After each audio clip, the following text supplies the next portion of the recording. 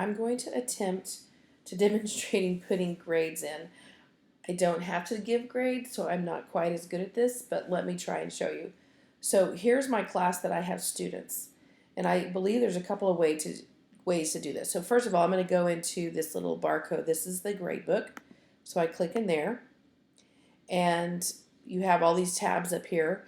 I could go in and I can see my students, and I could just give this kid, like I could go in and see this student's all the assignments that that particular student has. But I don't know about you, I prefer looking at it one activity at a time. So I'm going to go back and I'm going to go into my activities tab. And this is, I can see all the grades that I have taken thus far. So like let's say I'm going to put in my scores for this integer 2 group. It's a daily grade. So I click on there, and notice I am scoring it for both of these two learning outcomes, collaboration and knowledge. But in order to be able to put the scores in, I have to hit this lightning bolt. So I'm going to click on there. It opens my ability to do this, to be able to go in and actually put in the grades. And so I can individually grade. There's the collaboration points, and notice these are point values. And 9 points for knowledge and thinking. Hopefully it was a 10 problem test or something. And so this kid did not collaborate so well on this little group assignment, and they got 9 correct. And this kid did a great job collaborating, but only got 8 correct.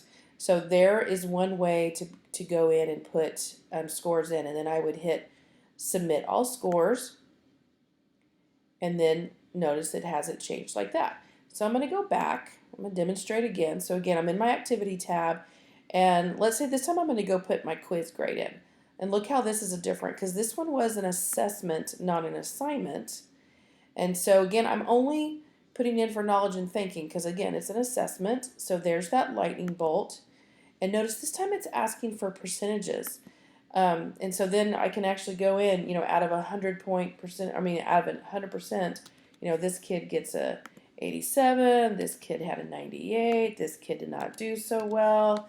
And then once you hit submit all scores, look at what it does. There you go.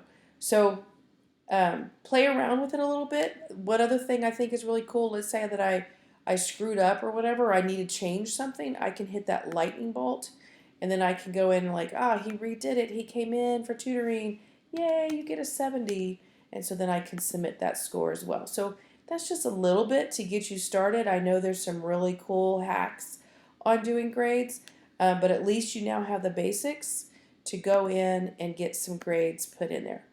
I hope that helps. I will talk to you soon.